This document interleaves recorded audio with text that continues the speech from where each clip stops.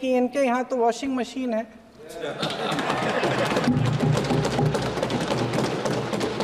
जो यहाँ से वहाँ जाता है वो धुल जाता है।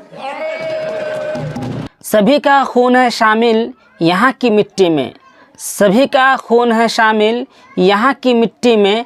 किसी के बाप का हिंदुस्तान थोड़ी है, ना मेरा है ना तेरा है, ये हिंदुस्तान सबका है। ना मेरा है ना तेरा है, ये हिंदुस्तान सबका है। नहीं समझी गई ये बात तो नुकसान सबका है। जो इसमें मिल गई है नदियाँ वो दिखाई नहीं देती, जो इसमें मिल गई है नदियाँ वो दिखाई नहीं देती। महासागर बनाने में यह एहसान सबका है।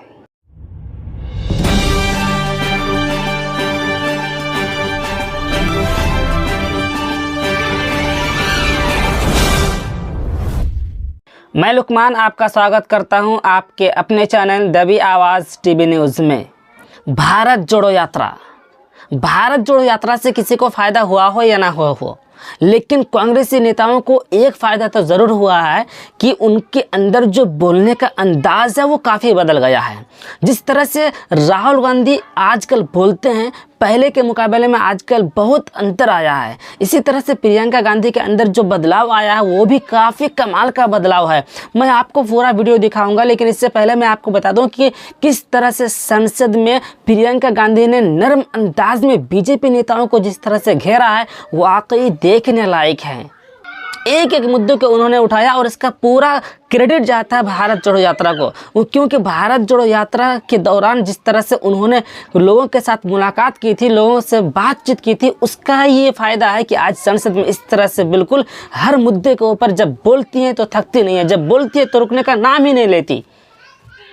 इस अंदाज में बीजेपी के नेताओं को घेरा कि बीजेपी के नेता देखते रह गए उनकी तरफ।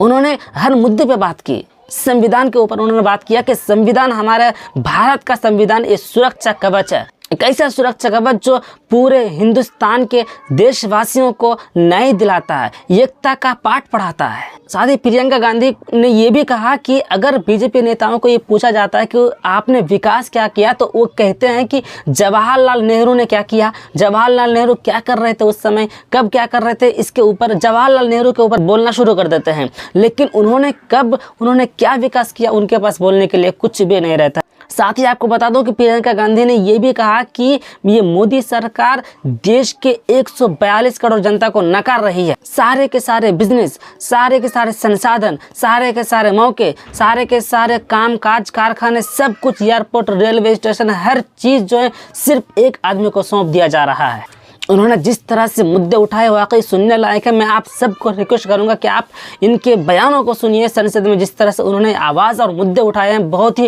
वाकई लाजवाब का सुनना चाहिए। इसलिए मैं इस पर ज़्यादा बात ना करते हुए चलिए सीधा मैं आपको सुनाता हूँ कि प्रियंका गांधी ने संसद में किस तरह से मुद्दों को उठाया है, सुनिए। और इसी दौरान संसद में प्रियंका गांधी ने एक मज़ेदार बात उठाई, वो ये कि जब कोई नेता कांग्रेस में रहता है तब वो आरोपी रहता है, तब वो भ्रष्टाचार रहता है, उनके करियर पे दाग, उनके कैरेक्टर पे दाग, उनके चेहरे पे दाग। लेकिन जैसे ही वो बीजेपी में चला जाता है तो वॉशिंग मशीन में धुल जाता है। बीजेपी के पास वॉशिंग मशीन है जिससे इंसानों को धुला जाता है। आपको बता दूं कि प्रियंका गांधी जब बोलती रही, इतना बोल दी कि एक तरफ जब प्रियंका गांधी बोल रही थी तो बीजेपी के नेता हक्का बक्का रह गए सुनते सुनते। यहाँ तक कि जब बर्दाश्त नहीं हुआ तो चिल्लाने लगे, शोर मचाने लगे संसद में। तो कांग्रेसी नेता पीछे से ये कहने लगे कि अरे हिम्मत रखो, सुनने का क्षमता रखो। सुनिएगा पूरा वीडियो, बहुत ही मज़ेदार है। साथ ही आपको बता दूं कि प्रियंका गांधी ने संसद में ऐसे मुद्दे उठाए। उन्होंने कहा कि देखिए बीजेपी के पास वॉशिंग मशीन है जिससे इंसानों को धुला जाता है। जब कोई नेता कांग्रेस में रहता है तब वो भ्रष्टाचार रहता है, तब वो आरोपी रहता है, तब वो उसके चेहरे पे, उसके कैरेक्टर पे, उनके किरदार पे दाग रहता है। लेकिन जब वो बीजेपी में चला जाता है तब उसका पूरा करियर साफ हो जाता है, वॉशिंग मशीन से उसको धुल दिया जाता है। आपको बता दूं कि प्रियंका गांधी ने संसद में इस तरह से आवाज़ उठाई, बोलते इतना बोल दिए कि बीजेपी के नेता हक्का बक्का रह गए सुनते सुनते। यहाँ तक कि जब बर्दाश्त नहीं कर पा रहे थे तब वो शोर मचाने लगे, चिल्लाने लगे। और उसी वक्त कांग्रेस के नेता ये कहने लगे कि अरे रुको, अभी तो रुको, सब्र करो, सुनने की क्षमता रखो। सुनिए, बहुत मज़ा आएगा। है कि इनके यहाँ तो वॉशिंग मशीन है।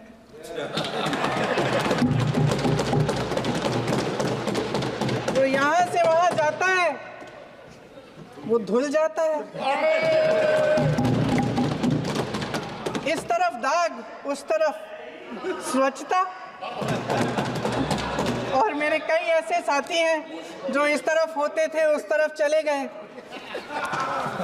मुझे दिख भी रहे हैं, वॉशिंग मशीन में शायद धुल गए हैं। अध्यक्ष महोदय जी, ये सरकार आर्थिक न्याय का सुरक्षा कवच तोड़ रही है। आज संसद में बैठी ये सरकार बेरोजगारी और महंगाई से जूझ रही हमारी जनता को क्या राहत दे रही है। कृषि के कानून भी बड़े बड़े उद्योगपतियों के लिए बन रहे हैं। सही एमएसपी को छोड़िए, डीएपी तक नहीं मिल रहा है।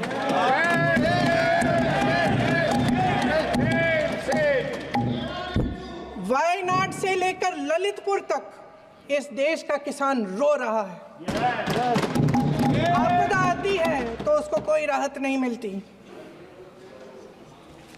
भगवान भरोसे है आज इस देश का किसान, उसको छोड़ दिया गया है। आज हिमाचल में देखिए, जितने भी कानून बने हैं वो सब बड़े बड़े उद्योगपतियों के लिए बन रहे हैं। हिमाचल में जो सेब उगता था, उसके जो छोटे छोटे किसान हैं वह रो रहे हैं, क्योंकि एक व्यक्ति के लिए सब कुछ बदला जा रहा है। सुनने की हिम्मत रखो।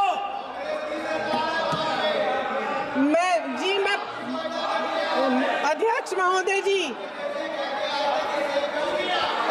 अध्यक्ष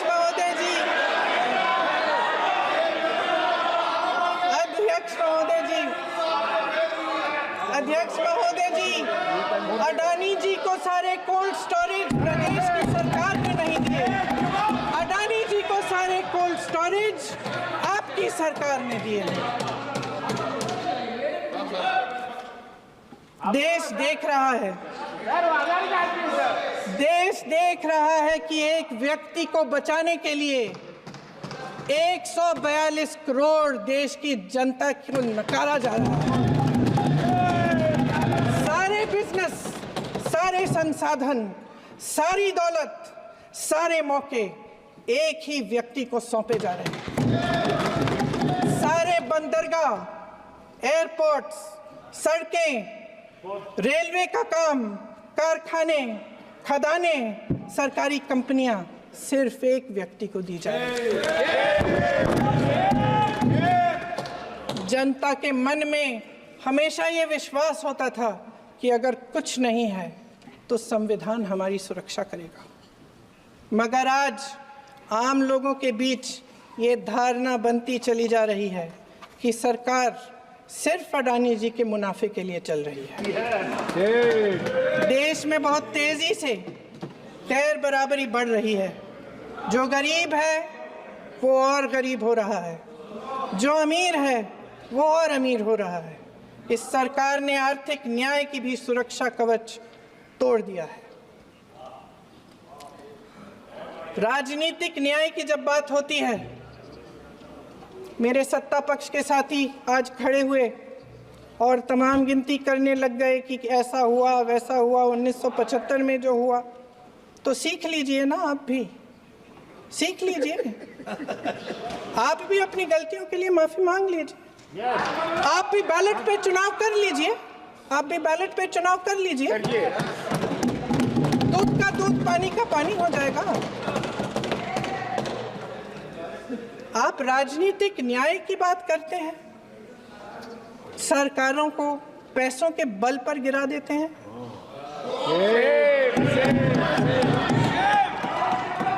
मेरा आग्रह है कि अपन संविधान में सकारात्मक बोले।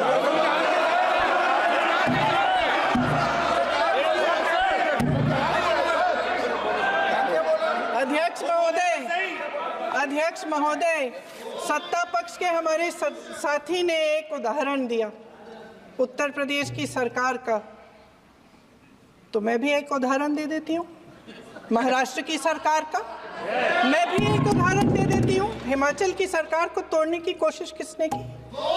पैसों के बल पे की, गोवा की सरकार, तमाम उदाहरण हैं। राजस्थान की, क्या ये सरकारें जनता ने नहीं चुनी थी? मध्य प्रदेश, क्या संविधान इन पर लागू नहीं था? पूरी देश की जनता जानती है कि इनका, हंसती है, जानती है कि इनके यहाँ तो वॉशिंग मशीन है।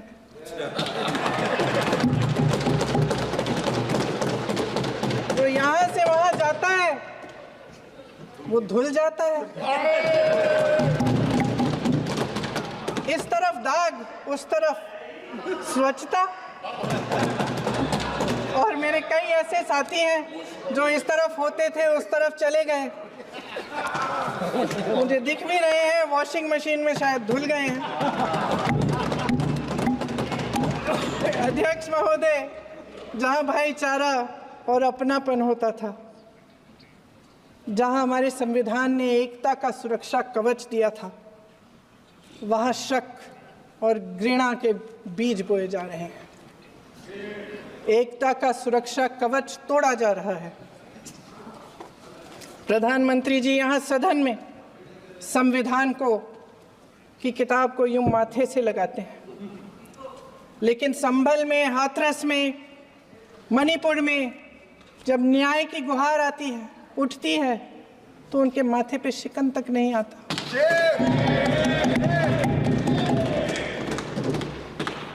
शायद समझ नहीं पाए हैं कि भारत का संविधान संघ का विधान नहीं है।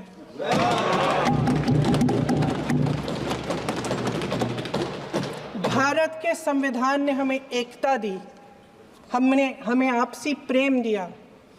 उस मोहब्बत की दुकान जिस पर आपको हंसी आती है, उसके साथ करोड़ों देशवासी चले। करोड़ों देशवासियों के दिल में एक दूसरे के लिए प्रेम है, घृणा नहीं है।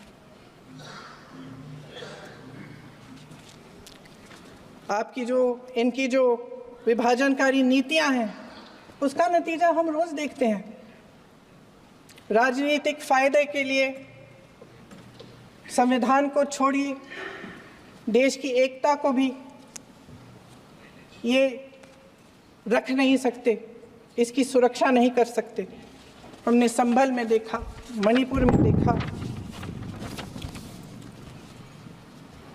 दरअसल इनका कहना है कि अलग अलग, इस देश के अलग अलग हिस्से हैं, कैमरा, लेकिन हमारा संविधान कहता है कि ये देश एक है और ये देश एक रहेगा।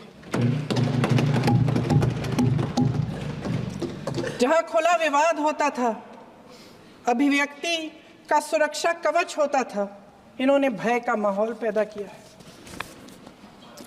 सत्ता पक्ष के मेरे साथी अक्सर 75 सालों की बात करते हैं, लेकिन इन 75 सालों में ये उम्मीद, आशा, ये अभिव्यक्ति की ज्योति कभी थमी नहीं, कभी बुझी नहीं। इस देश की जनता ने खुलकर आलोचना की, निडर होकर धरने किए, प्रदर्शन किए। जब जब जनता नाराज हुई, तब तब सत्ता को ललकारा, उसे चेतावनी दी, बड़े से बड़े नेताओं को कटघरे में खड़ा किया, उनसे जवाब मांगा, न्याय मांगा। इस देश के छोटे छोटे से नुक्कड़ की दुकानों में, चाय की दुकानों में, इस देश के घरों में, गलियों में, मोहल्लों में, अखबारों में, प्रकाशन घरों में, न्यायपालिकाओं में चर्चा कभी बंद नहीं हुई। लेकिन आज ये माहौल नहीं है। आज जनता को सच बोलने से डराया जाता है, धमकाया जाता है। पत्रकार हो या विपक्ष का नेता हो या किसी यूनिवर्सिटी का प्रोफेसर हो, छात्र संघ हो या कर्मचारियों का संगठन हो, सबका मुंह बंद कराया जाता है। किसी पे ईडी, किसी पे सीबीआई, किसी पे इनकम टैक्स, फर्जी मुकदमे लगवाए जाते हैं, जेल में डाल दिया जाता है, विपक्षी नेताओं को जेल में डाल दिया जाता है, उनको सताया जाता है। किसी को नहीं छोड़ा इस सरकार ने। देशद्रोही कह कह के उत्तर प्रदेश में मुझे याद है कुछ अध्यापिकाएं प्रदर्शन कर रही थी उन पर मुकदमा डाल दिया देशद्रोही का, उन्हें देशद्रोही कह दिया। इन्होंने देश का पूरा माहौल भय से भर दिया है। इनकी मीडिया की मशीन झूठ फैलाती है, तरह तरह के आरोप लगाती है, और शायद वह भी भय में ही है। महोदय, मैं इस सदन को याद दिलाना चाहती हूँ कि ऐसा डर का माहौल देश में अंग्रेजों के राज में था। जब इस तरफ बैठे हुए गांधी की विचारधारा वाले लोग आज़ादी की लड़ाई लड़ रहे थे और उस तरफ वाली विचारधारा वाले लोग भय में रहकर अंग्रेजों के साथ साठगांठ कर रहे थे। लेकिन अध्यक्ष महोदय, भय का भी अपना स्वभाव होता है। भय फैलाने वाले हमेशा भय का खुद शिकार बन जाते हैं। ये प्रकृति का नियम है। आज इनकी भी यही हालत हो गई है। भय फैलाने के इतने आदी हो गए हैं कि खुद भय में रहने वाले हैं। चर्चा से डरते हैं, आलोचना से घबराते हैं। कई दिनों से हम मांग रहे हैं कि चर्चा करिए, लेकिन चर्चा करने की हिम्मत ही नहीं है।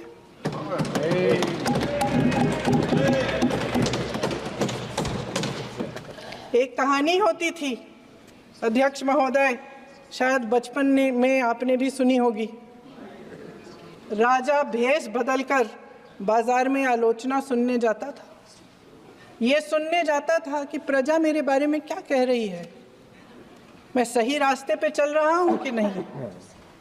लेकिन आज का राजा, भेष तो बदलते हैं आज के राजा, शौक तो है उनको भेष बदलने का, लेकिन न जनता के बीच जाने की हिम्मत है और न आलोचना सुनने की।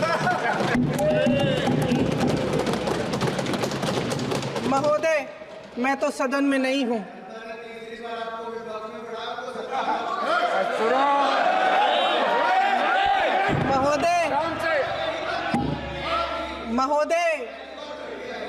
महोदय, जनता में बहुत विवेक है, ये सही है।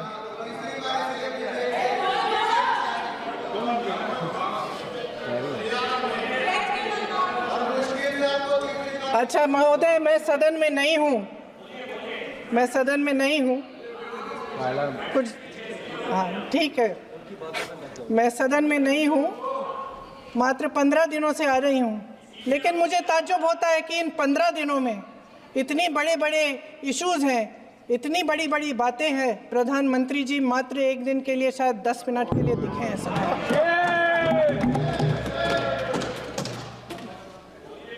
बात यह है अध्यक्ष महोदय जी कि ये देश भय से नहीं, साहस और संघर्ष से बना है। इसको बनाने वाले देश के किसान, जवान, देश के करोड़ों मजदूर और गरीब जनता है। संविधान इनको साहस देता है। मेहनती मिडिल क्लास है।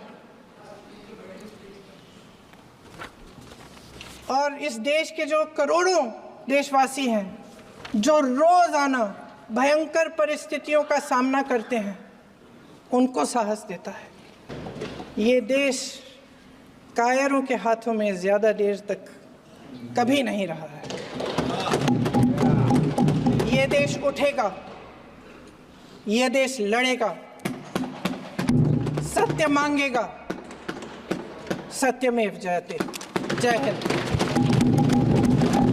तो सुना आपने कि किस तरह से प्रियंका गांधी ने संसद में एक मुद्दे को उठाया कि भारत की जनता इस वक्त सरकार से सारी की सारी उम्मीदें छोड़ बैठी हैं। सिर्फ एक उम्मीद है, एक किरण है जिसकी तरफ सब ताक रहे हैं, लेकिन वो उम्मीद भी उनसे छीनी जा रही है। वो उम्मीद है संविधान। संविधान को मिटाने की, संविधान को ख़त्म करने की साजिश चल रही है। इस वीडियो को आप हर एक तक शेयर कीजिए, बताइए सबको कि हिंदुस्तान में हो क्या रहा है। धन्यवाद।